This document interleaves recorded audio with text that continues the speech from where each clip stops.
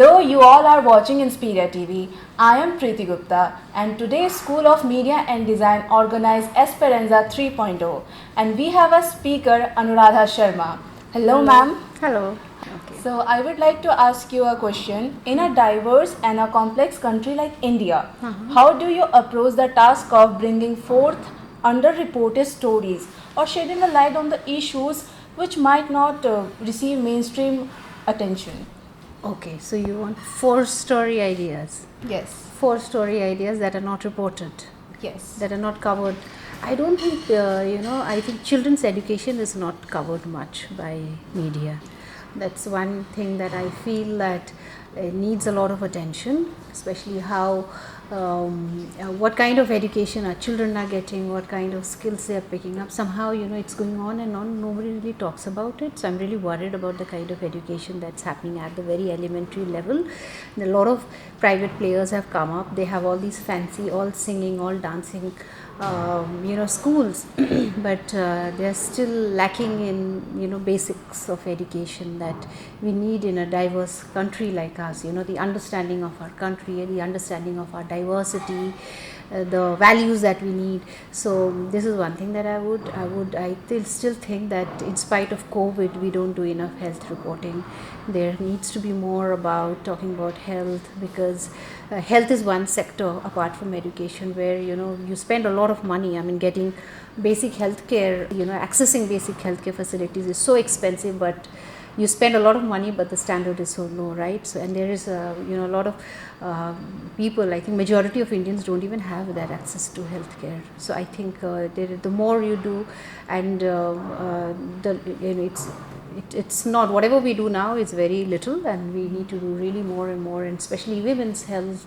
And and I think we so apart from health, okay, so first one was you need 4, right? 4 ideas, is it? Yes. The other idea that I would think, and the other aspect that we really need to work on is women and the workforce.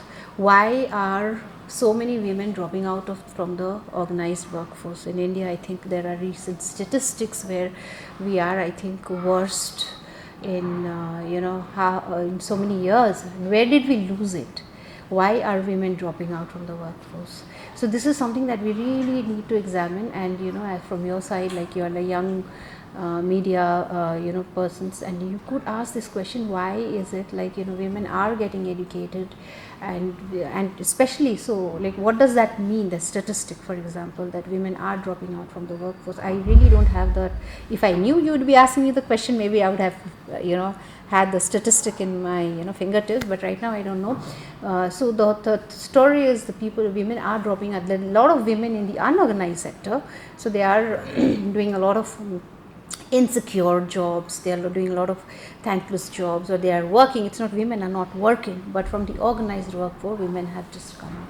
So that is something that really needs to be written about. The mainstream media should work on it. So this is something that I feel is very important. And and I think climate change, the more, it's never enough.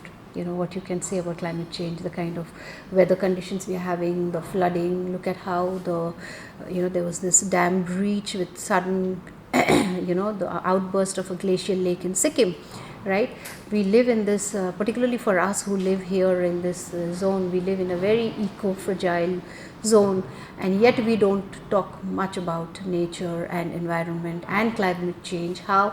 Because climate change has got far-reaching impact. How does it impact women? How does it impact farmers? How does it impact weather patterns, crop patterns? So these are things that we really have to do on a war footing, because if the wars don't kill us, climate change is going to kill us. So we really need to work very hard on climate change. Yes, does this answer your questions? Yes, absolutely.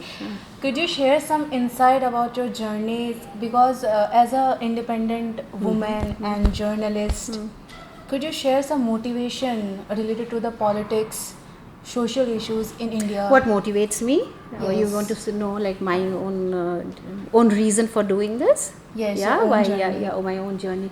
See, I worked for the first 10 years of my career. I worked with established newspapers like Telegraph and Economic Times. And then for the last 10 years or more, I've been working as an independent journalist. I think being independent means like you're free. Nobody is captive, like nobody has control over my thoughts. That's very important, like what I think, how I think, and the stories I want to work on is something that I have total control over. It's not like, because I think independence of thought is very important, no matter what you do. So that is, I think, that is the sole motivation which, with all of us here who are working independently, is to have control over our own thoughts, our actions, and to be able to do stories, tell stories that we like, and not allow other ulterior motives, be it politics, be it capitalistic agenda. So you're not doing that. So that is, I think, the biggest motivation, because otherwise, as a freelancer or as an independent journalist, you are living in a lot of insecurity. The only thing that keeps you going is the thought that I'm free and I'm free to do what I want. So how do you navigate the changing landscape of journalism, including challenges and opportunities? See, any work you do, it's, I think, navigating the realities is where your talent lies in, right? That is, it's not, I mean, there are, every work, every job for that matter has undergone a change over the years, and especially in journalism, it's not what it used to be. So it's, I think, constant process of learning and unlearning, and learning from peers, learning from people who've done it better than you. So it's constantly like I think in any job you do, at any point you cannot say that I know enough and this is all there is to it. So that is one thing, is learning new ways of telling stories, learning. So that's one thing about navigating the realities of a changing landscape. And I think that's the whole point. You have to be flexible, you have to be open to learning, you have to be open to ideas, and face challenges head on. You got to constantly upgrade yourself, just like you upgrade your phone, your software. So you, as a journalist, you have to constantly upgrade and keep yourself up to date with the times. Does that answer your question? Yes, absolutely. It's a lovely talking to you. Thanks for your Thank you so precious much. time. Thank you so And much. keep watching Inspiria TV.